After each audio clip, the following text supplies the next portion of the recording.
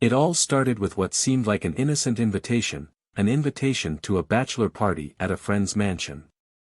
I had been to plenty of parties before, but this one felt different. It wasn't your typical wild night for the guys or a classy bridal shower for the ladies. This was a mixed party, with everyone drinking, dancing, and letting loose. There were no boundaries, no rules, just alcohol and laughter filling the air. I told Ethan, my husband, that I wouldn't stay out too late. "I'll be home before midnight," I promised, knowing he didn't like me staying out late at parties, especially ones like this. He trusted me, though, so he just gave me a quick kiss before I left. I didn't think much of it at the time, but looking back, that was the moment where everything started to unravel. The party started off innocent enough, just some friends catching up, playing silly games, and having a few drinks. But the drinks kept coming, and before I knew it, I was far too drunk to control anything. I lost track of time, and when I checked the clock, it was well past midnight. The responsible part of me knew I should call it a night, but the alcohol clouded my judgment. I stayed, laughing with friends, forgetting the promise I made to Ethan. It wasn't long before the party escalated. Someone suggested we play a few games I hadn't played since I was a teenager. We were acting like reckless kids, and I was right in the middle of it. Shots were passed around, and I downed them without hesitation. Everything became a blur, the music, the lights, the people.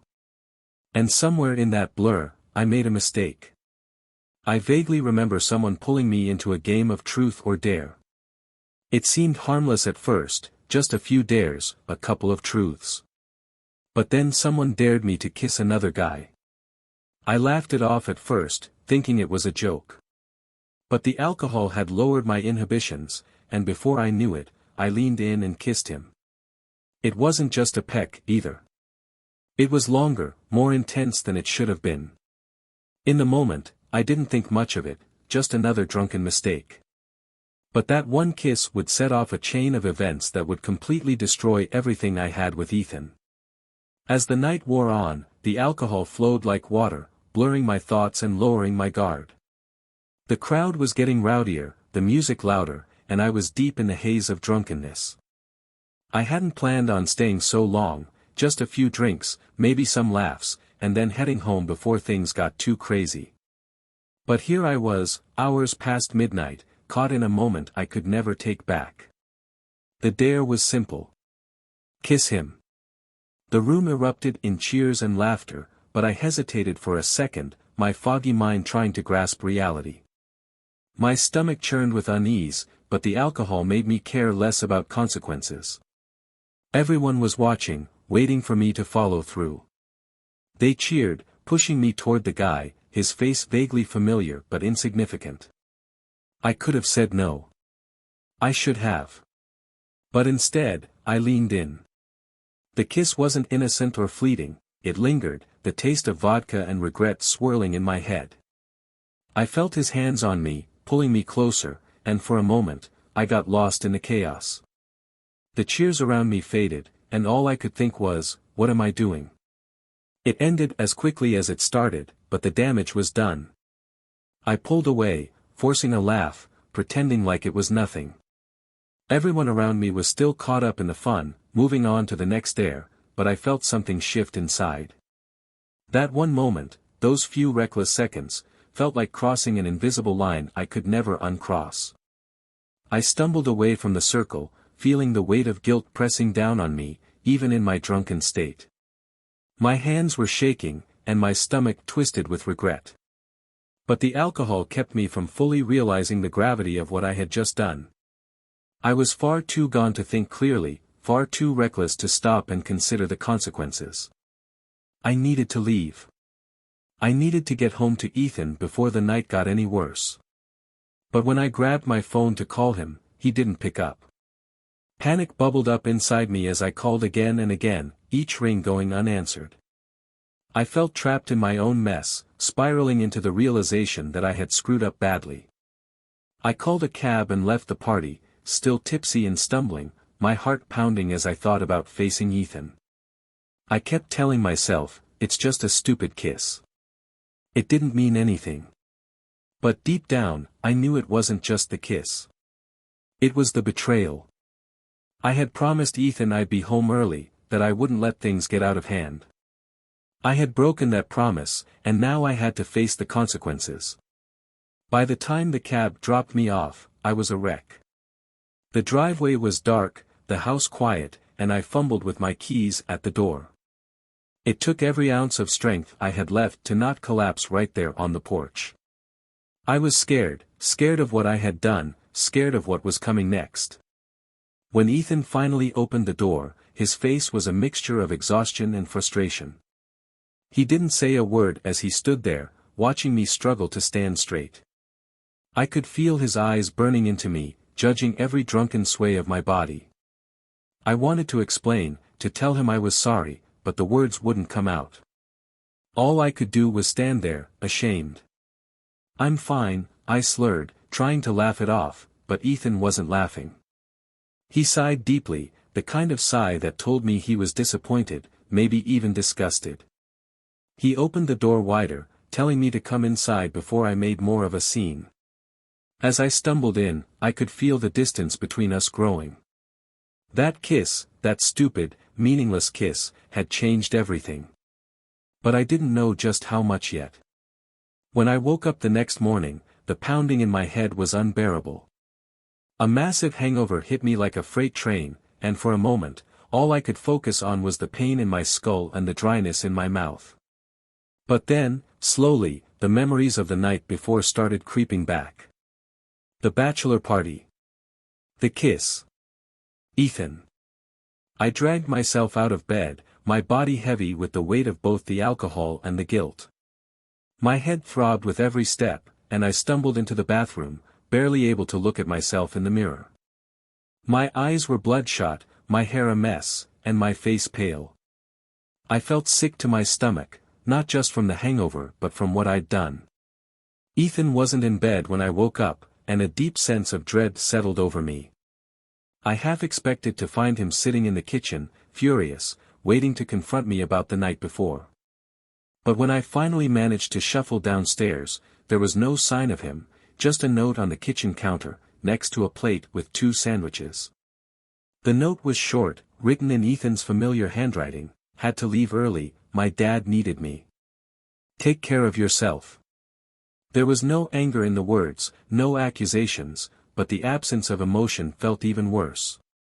Ethan had always been the type to express his frustration directly, but this time, it was like he was shutting me out completely. I stood there, staring at the note, feeling the knot in my stomach tighten.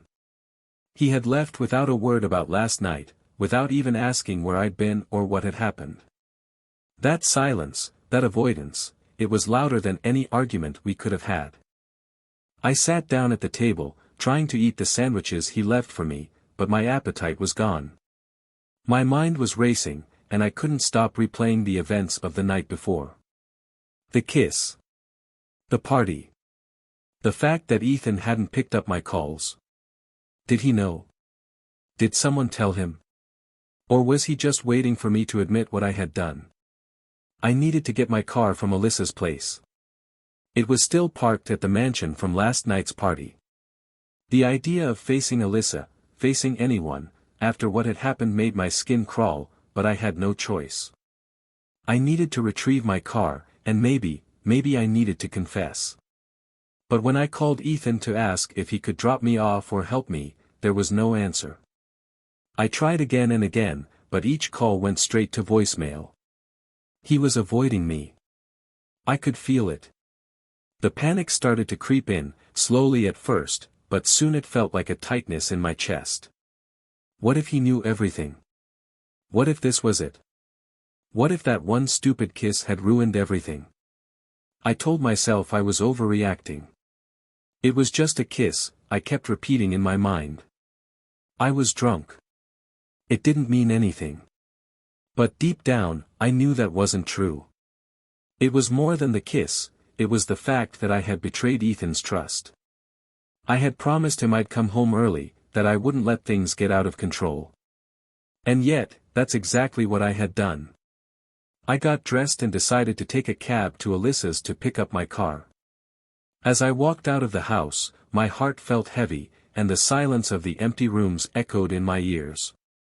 Ethan hadn't even left a time when he'd be back. The loneliness of that house felt suffocating. As the cab pulled up to the mansion, I sat in the back seat, staring out the window, my mind racing with 1,000 thoughts. Would Alyssa know? Would she have seen the kiss? I felt sick to my stomach at the thought of confronting her. When I finally stepped out of the cab and approached the front door, my hands were shaking. I knocked, and when Alyssa opened the door, her face lit up with a smile. She greeted me warmly, completely unaware of the storm swirling inside me. "Hey, I didn't think you'd be up this early after last night," she teased, laughing. I forced a laugh, but inside, I was screaming. I needed to know. Did anyone see? Did anyone else know what I had done? The silence between Ethan and me grew louder with each passing day. At first, I told myself it was just my imagination, maybe he was busy, maybe things at work were stressful. But deep down, I knew something had shifted, and it terrified me. He wasn't talking to me the way he used to, wasn't looking at me with the same warmth. It was as if there was an invisible wall between us, and no matter how hard I tried to tear it down, it only seemed to get higher. It started small. Ethan stopped eating the meals I made. I would set the table for two, and he would walk in, glance at the food, and say he wasn't hungry. At first, I didn't think much of it. Maybe he was tired or just didn't have an appetite. But as the days turned into weeks, it became a pattern. He stopped joining me for breakfast, then dinner. Every night, I sat at the table alone, staring at the untouched food in front of me, wondering what I had done wrong. When I asked him about it, he brushed me off with vague answers. "I'm not in the mood," or "I'll eat later." But later never came. The fridge filled up with leftovers, each container marked with a label, "Ethan, don't touch." It was like he was living a separate life, right there under the same roof, and I was too afraid to push for answers. And then, the distance between us became physical. We still slept in the same bed, but it no longer felt like the sanctuary it once had. I could feel the space between us growing every night, like a chasm I couldn't cross. He would roll over, his back facing me, and the warmth we used to share was gone. I lay awake, staring at the ceiling, wondering if he would ever touch me again, wondering if we would ever feel close again. I tried to pretend like everything was normal, but the truth was impossible to ignore. Ethan had become cold, distant, and no matter how much I tried to reach out, he pulled further away.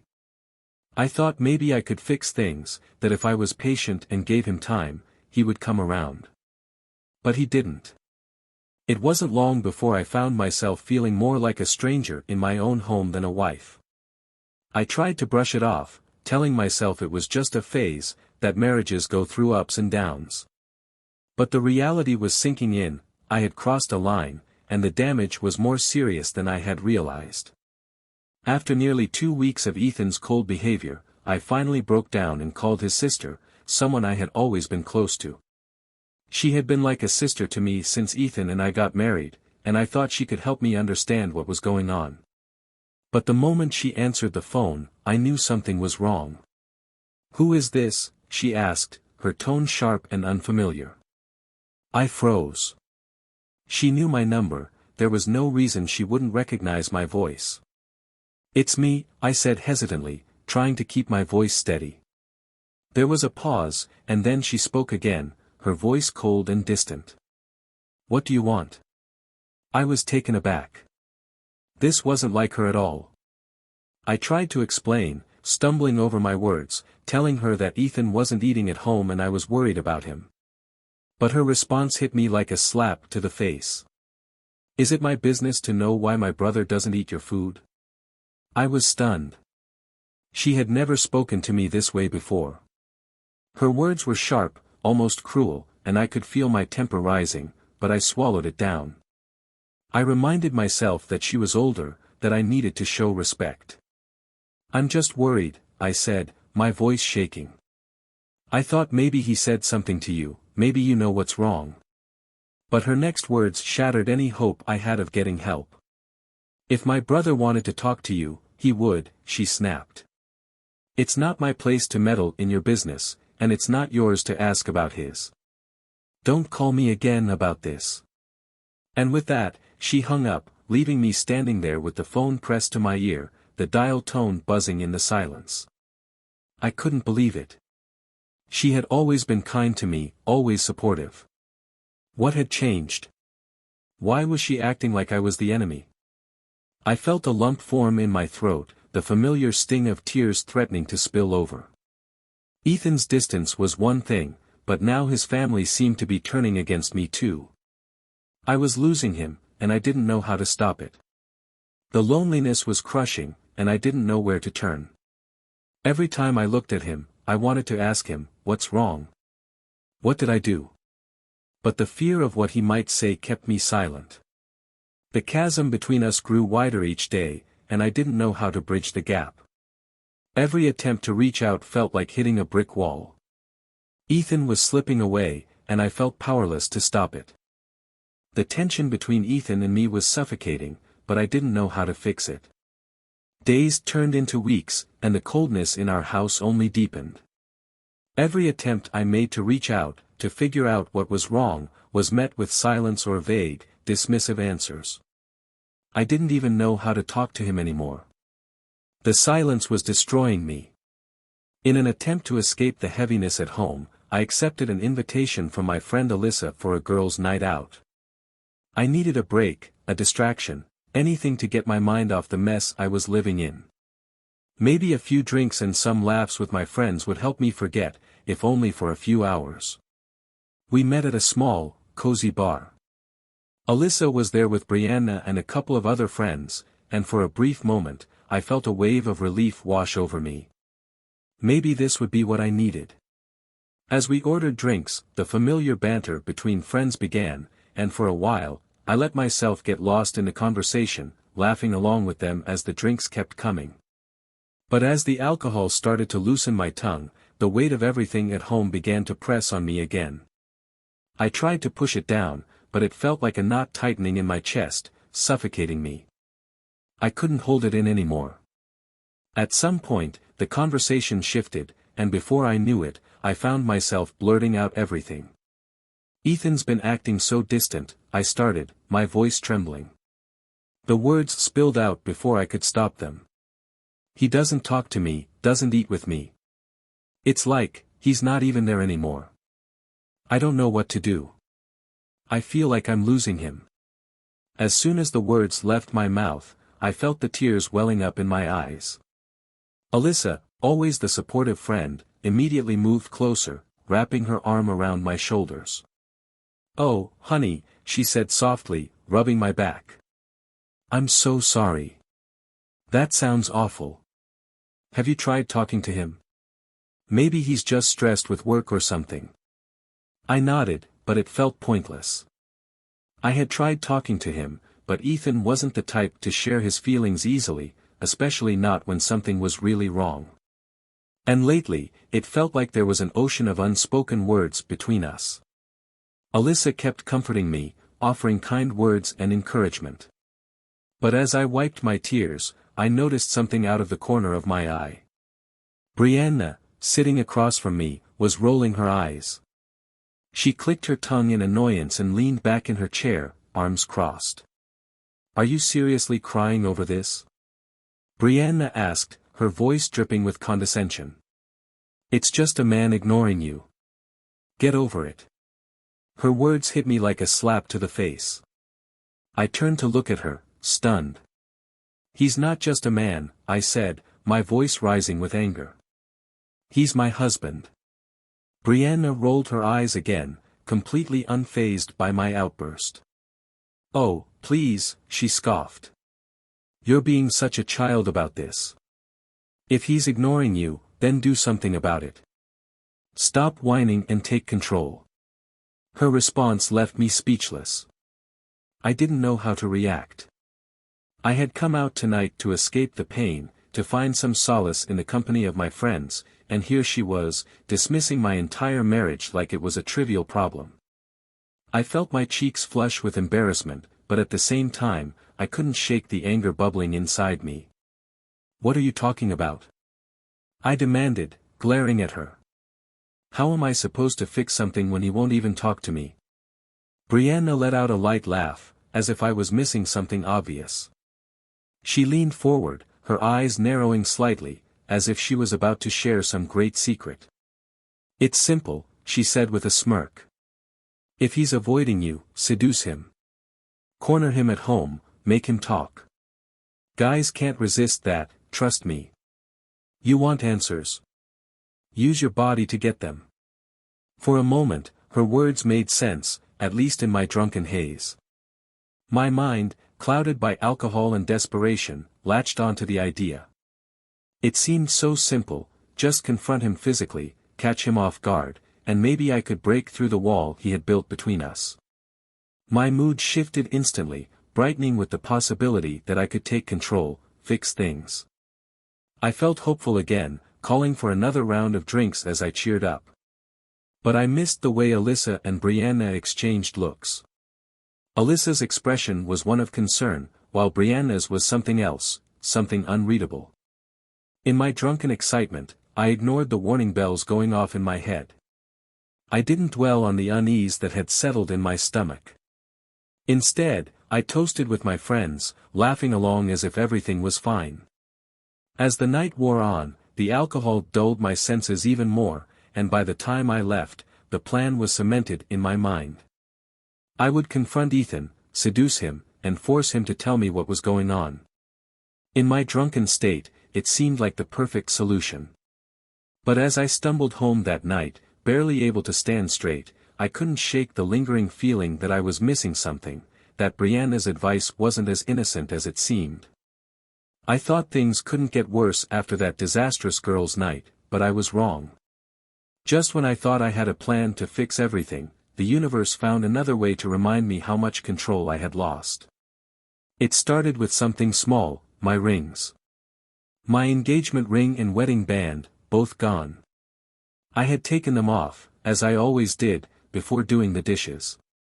They sat in their usual place on the kitchen counter while I scrubbed the plates and tried not to think about how Ethan hadn't spoken to me properly in weeks. When I was finished, I reached over to slip the rings back on, but they weren't there.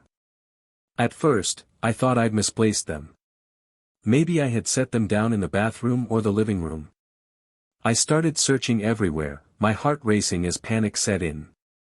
I tore through the house, checking every room, every surface, but the rings were nowhere to be found. Ethan walked in just as I was frantically pulling the cushions off the couch, and I immediately stopped what I was doing.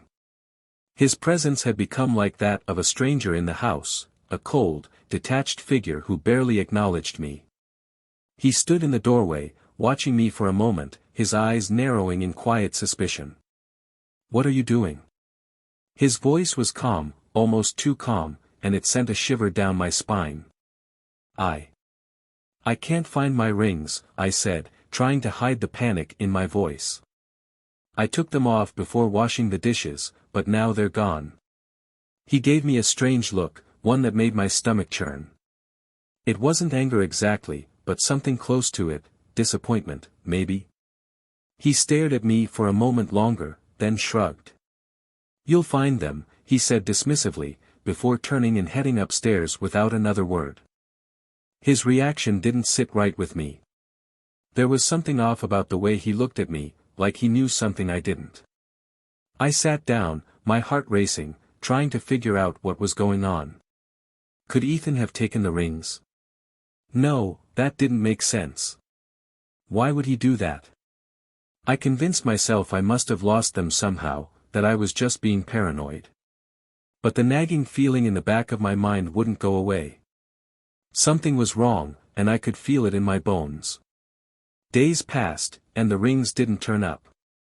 I tried asking Ethan again, but he shrugged off my questions like they didn't matter. Every time I brought it up, he would brush me off with vague comments about how they'd probably turn up eventually. But they didn't. Then, one morning, I noticed something strange. The car Ethan had given me after our wedding, the car that had been mysteriously in the shop for weeks, was still missing, and Ethan hadn't mentioned it once since I first asked about it. Every time I brought it up, he gave me the same non-answer: "It's getting fixed, don't worry about it." But now, combined with the missing rings, everything started to feel like it was connected. Ethan had taken the car without telling me. He knew something about the rings. And now, he wasn't even bothering to pretend everything was fine. He barely came home anymore, and when he did, he was cold, distant. He wasn't eating my food, wasn't sleeping next to me. It was like he was punishing me without saying a word. A week after the rings disappeared, I couldn't take it anymore. The silence, the distance, the way Ethan was avoiding me, it was eating me alive. I tried one last time to get him to talk to me. "Ethan," I called out one evening as he was about to leave the house again, a suitcase in hand. "Where are you going? We need to talk about everything." He stopped at the door, his hand resting on the handle, and sighed deeply before turning to face me. His expression was blank, but there was something dark in his eyes, something final. "I'm going to my family's house for a while," he said, his voice flat. I pointed at the suitcase. "For a while? With all your clothes and shoes?" Ethan's jaw tightened, and his eyes flashed with frustration. "How is it your business if I want to stay at my family's house for more than a weekend?" His words stung, but it was the coldness in his voice that made my heart sink. He shouldered past me, his shoulder brushing mine just enough to knock me off balance. But the real blow came with his next words. "You want to know the truth? Stay here and do what you want. Bring in a new partner if it makes you feel better," he said coldly, opening the door and stepping outside. "I'm done." His words felt like a slap across the face. I stood there, stunned, as he walked out the door, leaving me alone in the cold silence of our house. I couldn't believe what I had just heard. Ethan was done. With us. With everything. The realization hit me like a ton of bricks: he wasn't coming back. He wasn't just going to his family's house to clear his head.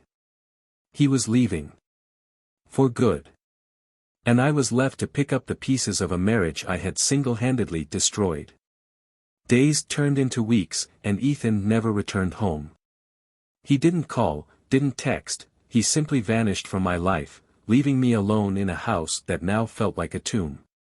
I was sinking deeper into despair, lost in the silence that filled every room. Every night, I would stare at the empty bed beside me, wondering where he was, what he was doing, and, most painfully, if he was ever coming back. One afternoon, as I sat at the kitchen table, absent-mindedly scrolling through my phone, I decided to reach out to someone I thought could help. Ethan's closest friend, James. I hesitated for a while, dreading what he might say, but I had to know if Ethan had talked to him about what was going on. If anyone could tell me what was happening, it was James. I called him, and when he picked up, his voice was different, distant, irritated even. I wasn't prepared for that. He had always been friendly, always supportive, but now he sounded as if he didn't even want to talk to me. "What do you want, Chloe?" His tone was clipped, and I could hear the impatience in his voice. I swallowed hard, trying to keep my composure. I'm sorry to bother you, James, but I'm really worried about Ethan. He's been distant for weeks, and now he's not coming home. Has he said anything to you?" There was a long pause on the other end of the line. When he finally spoke, his words were laced with frustration. "Why are you asking me this? Shouldn't you be the one who knows what's going on with your husband?" His words hit me hard. I felt my throat tighten, but I forced myself to respond. "I just thought maybe he told you something. He's not talking to me, and I don't know what to do." James let out a sigh, clearly annoyed. "Listen, I don't know what's going on with Ethan. But if you really want answers, you should check the group chat." I frowned in confusion. "Group chat? What do you mean?" He didn't bother to explain. Just check the damn chat, he snapped before hanging up. I sat there, stunned by the abruptness of the conversation. What was James talking about? I hadn't been active in the group chat for weeks, too overwhelmed by everything going on at home to keep up with anyone else. With a sinking feeling in my gut, I opened the chat. As soon as I logged in, the messages started flooding in. Hundreds of unread messages from friends and acquaintances, most of them casual chatter. But as I scrolled through the endless conversations, something caught my eye. A message from Brianna, specifically tagging me. It read, "Shameless." My heart raced as I scrolled further, finding more and more messages from people in the group talking about me, judging me. Some were snide remarks about my character, others openly ridiculing me. I felt a lump forming in my throat, but then I saw the worst of it. A video. Tagged under my name. With trembling hands, I clicked on it, my heart pounding in my chest as the video loaded. The screen shook as the person holding the camera adjusted the angle, and then the scene became clear. My heart dropped. It was me. The video was from the bachelor party, the one night that started it all. The room was dimly lit, but there I was, sitting on another man's lap, my arms wrapped around his neck, his hands on my waist. The video showed everything. My lips were on his, and worse, I was kissing him like it meant something. In the background, people were cheering and laughing, holding up glasses of champagne and vodka. It was chaos, and I was at the center of it. The memory hit me like a freight train. The alcohol, the kiss, the shame I had buried deep inside, hoping it would never surface. But now, here it was, broadcasted for everyone to see.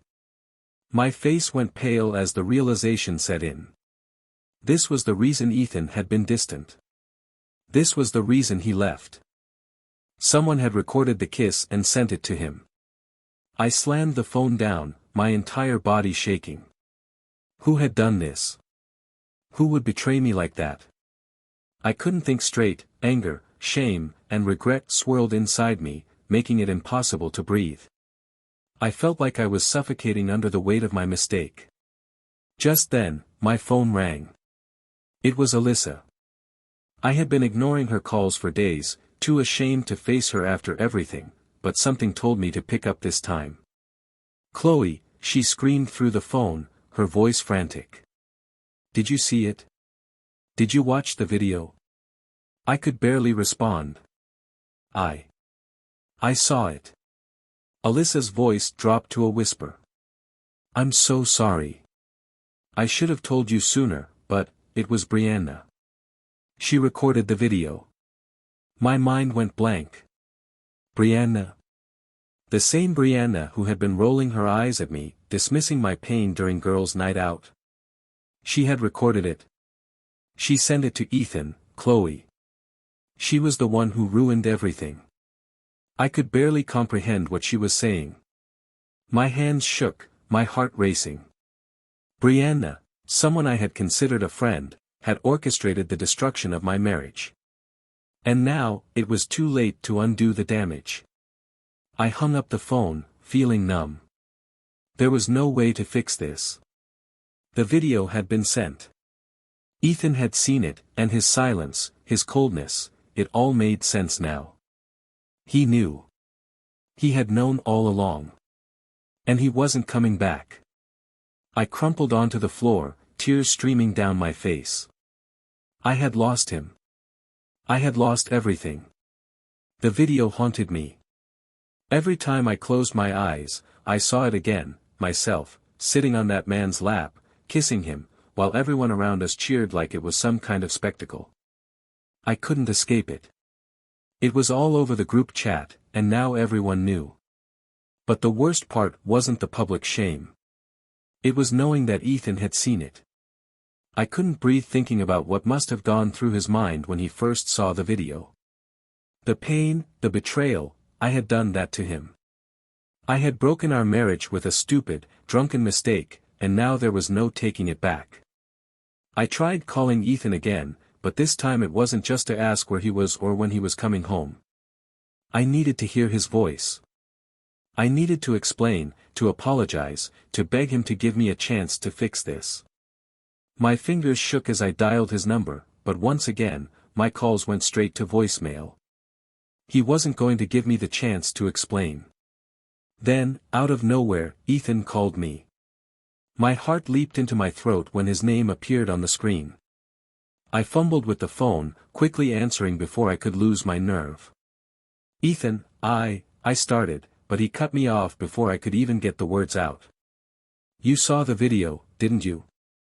His voice was cold, detached, the warmth that once filled it completely gone. I did, I whispered, my voice trembling. I'm so sorry. Ethan, I was drunk, I wasn't thinking, I didn't mean for any of this to happen. There was a long pause on the other end, and I could hear him breathing, but he didn't respond right away. I waited, my heart pounding in my chest. I could barely breathe. I've known about it for months, Chloe, he finally said, his voice eerily calm. I've known since the day after the bachelor party. Brianna sent it to me. My blood ran cold. He had known all along. The silence, the distance, the coldness, it all made sense now. He had been living with the knowledge of my betrayal for months, and I hadn't even realized it. Why didn't you say anything? I asked, my voice barely above a whisper. What was there to say? He replied bitterly. You were having a good time in that video. Seemed like you were enjoying yourself a lot. Tears welled up in my eyes. Ethan, no. It wasn't like that. I was drunk. I wasn't thinking clearly. I didn't mean to hurt you. Please, you have to believe me. Believe you? Ethan's voice hardened. You kissed another man. You were all over him, in front of everyone. And now, you want me to believe it didn't mean anything? You were too drunk to remember. Don't insult me, Chloe. I'm sorry, I sobbed, the guilt crushing me. I'm so sorry, Ethan. Please, can we just talk? Can I explain? But Ethan wasn't having it. His voice was cold and final when he spoke again. There's nothing to explain. I've made up my mind. I'm done with this marriage. Those words hit me like a ton of bricks. I had known this was coming, deep down, but hearing him say it out loud shattered me. My heart broke all over again, and I couldn't stop the tears from falling. Ethan, please don't do this, I begged, my voice cracking. I love you. I know I messed up, but we can work through this. I'll do whatever it takes to make it right. Please, just give me another chance. But his response was as cold as ice. I don't want a wife who's careless with our marriage. You made your choice that night, and I'm making mine now. He hung up, leaving me alone in the silence of our empty house. I stared at the phone, my hands trembling, the finality of his words echoing in my mind. It was over. He wasn't coming back. The weight of everything crashed down on me, and I crumpled to the floor, sobbing uncontrollably. I had ruined everything, our marriage, our life together, all because of one stupid, reckless mistake. And now, I had to face the reality that Ethan was gone for good. For the next few days, I tried to contact him, hoping that maybe, just maybe, he would change his mind. But my calls and texts went unanswered. He wasn't avoiding me anymore, he had completely shut me out. I even tried to see him in person. I went to his family's house, desperate to talk to him, but his sister slammed the door in my face, yelling at me to leave and never come back. She called me every name you could imagine, and I stood there, taking it all in, knowing I deserved every word. It was clear, Ethan had told his family everything, and they hated me for it. I was no longer welcome in their lives. The pain of losing Ethan was unbearable, but now, I had lost the people who had become my second family too. I left their house in tears, sobbing in the back seat of a cab as it drove me back to the empty shell of a home I had once shared with Ethan. The loneliness was suffocating. The guilt was overwhelming. And no matter how much I wished I could turn back time, I knew there was no fixing this. Days later, Ethan texted me one last time. He told me he had sent something to my office and that I should look at it. I was confused, but I tried calling him again. Of course, no answer. I dreaded what he might have sent. When I arrived at my office, I found a large brown envelope on my desk. I knew what it was before I even opened it. Divorce papers. When I saw the brown envelope on my desk, my heart sank.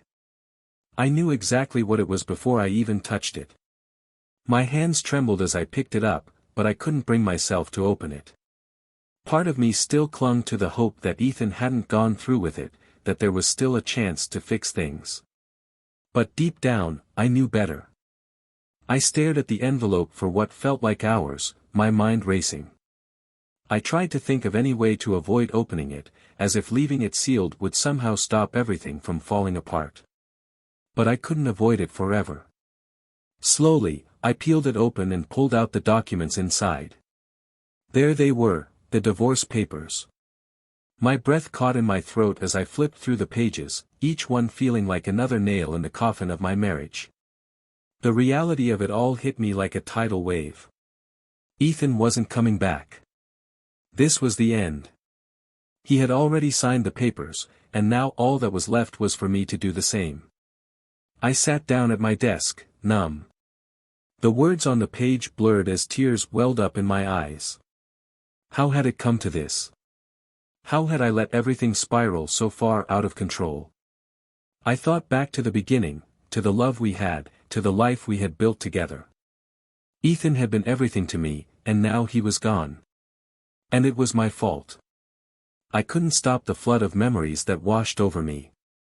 I thought about the day we got married, how he looked at me like I was the most important person in the world. I thought about the nights we stayed up late talking about our future, planning the life we wanted to build together. All of that was gone now, shattered by one careless, drunken night that I couldn't take back. The weight of my mistake felt unbearable. I had ruined everything, and there was no way to fix it. I wiped away the tears that were falling onto the papers, my hands shaking as I held the pen over the dotted line where my signature was supposed to go. Signing it would make it all real, make the end of my marriage official. I wasn't ready for that. I dropped the pen and pushed the papers away from me, burying my face in my hands as I sobbed uncontrollably. I couldn't believe it had come to this. How had I let things get so far?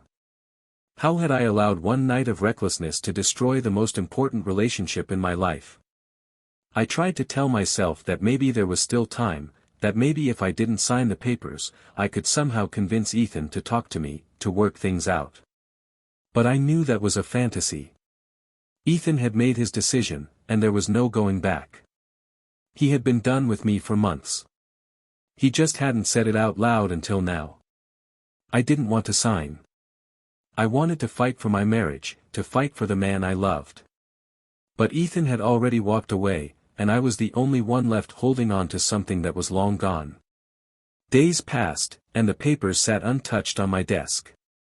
I couldn't bring myself to look at them again. I felt trapped in this limbo, unable to move forward, yet knowing I couldn't go back. I wanted to reach out to Ethan, to beg him one last time to reconsider, but every time I picked up the phone, I stopped myself.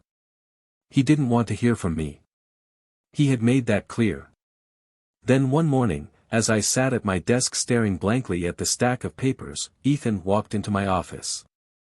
I froze, my heart leaping into my throat at the sight of him. He hadn't given me any warning, no call, no text, he was just there, standing in front of me, holding another envelope in his hand. Without a word, he placed the envelope on my desk and stared at me for a moment. His eyes, once so full of warmth and love, were now cold and distant. He looked at me like I was a stranger. And in that moment, I realized I had lost him for good. "Sign the papers, Chloe," he said, his voice calm but firm. "There's nothing left to talk about." I opened my mouth to speak, to say anything that might make him reconsider, but the words wouldn't come. I could only nod, my throat tight with emotion. Ethan turned to leave, but just before he walked out the door, he paused and looked back at me. For a brief moment, I saw a flicker of something in his eyes, sadness, regret, maybe even pain. But it was gone as quickly as it appeared. "This is the last time we'll see each other," he said softly. "I hope you can move on, Chloe." And with that, he walked out, leaving me alone with the divorce papers and the hollow ache in my chest. I watched him leave, my heart breaking all over again, knowing that this was truly the end. I stared at the papers for a long time after he left, my mind numb. I knew I had no choice but to sign them. Ethan had already moved on, and I couldn't keep holding on to something that was no longer there. With tears streaming down my face, I picked up the pen and signed my name on the dotted line. It was over. Signing those divorce papers was like signing away a part of my soul. The ink barely dried before the reality of my situation hit me in full force. My marriage was over, and I had no one to blame but myself. I sat there in my office, staring at my signature, the weight of my decision pressing down on me until I could hardly breathe. It was final. Ethan and I were finished. In the weeks that followed, I went through the motions of life, but I wasn't really living. Every corner of the house reminded me of him, of us, of what we had and how I had destroyed it. His scent still lingered on the clothes he had left behind, the ones he hadn't bothered to pack when he walked out for good. Every time I opened the closet, I was met with a reminder of what I had lost. The silence in the house was unbearable, a constant reminder that Ethan wasn't coming home. The nights were the worst. I'd lie in bed, staring at the empty space beside me where he used to sleep, unable to forget the warmth of his body next to mine. I'd reach out sometimes, as if by instinct, but all I felt was the cold, empty sheets. I was haunted by memories, his laugh, the way he'd hold me, the way he'd look at me like I was the most important person in the world. Those memories were the hardest to bear because I knew I would never get them back. The guilt consumed me. I couldn't stop thinking about that night, the party, the kiss, the moment I crossed the line and threw everything away. I played it over and over in my mind, wondering how I could have been so careless, so reckless. What if I had just gone home when I said I would? What if I hadn't let the alcohol take control? But none of those what-ifs mattered anymore. The damage was done, and there was no going back. I didn't hear from Ethan after he dropped off the divorce papers. He disappeared from my life completely, just as he said he would. I knew he was moving on, probably building a new life for himself, far away from the mess I had made. I wondered if he had found someone else, someone who would treat him the way he deserved to be treated. The thought of him being with another woman tore me apart, but I knew I had no right to feel that way. As the weeks turned into months, I tried to put the pieces of my life back together, but it wasn't easy. Everywhere I went, people whispered about what had happened. Friends who used to call me regularly stopped reaching out. My social circle, once full of life, had shrunk to almost nothing. The gossip from that video had spread like wildfire, and everyone had formed their own opinion about me. I was the woman who cheated on her husband at a bachelor party, the woman who had thrown away her marriage for a drunken mistake. That was my reputation now, and I couldn't escape it. Even Alyssa, my closest friend, started to pull away. She didn't say it outright, but I could feel the shift. She was still there for me, but not in the way she used to be. I think a part of her blamed me too, and I couldn't blame her for it. Everyone did.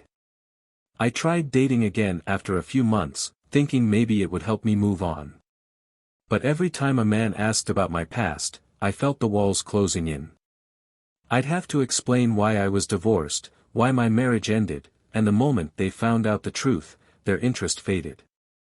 No one wanted to be with the woman who ruined her marriage with a kiss. Every date ended the same way, with me, sitting alone, realizing that my past was a shadow I couldn't outrun.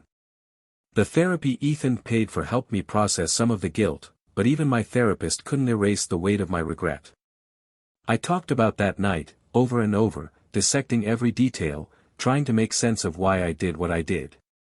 But no amount of therapy could change the fact that I had lost the only man I ever truly loved because of my own selfish actions. As time passed, I slowly came to terms with the fact that Ethan was gone for good. He wasn't coming back, and I had to let him go. It wasn't easy. There were nights when I'd wake up from a dream about him, my heart aching with the realization that it was just a dream. But I knew I had to move on. I couldn't keep living in the past, trapped by my own mistakes. I kept my phone number the same, foolishly hoping that one day, Ethan might call, that maybe he'd want to talk, to hear me out. But as the years passed, that hope faded. He was gone, and I had to accept that.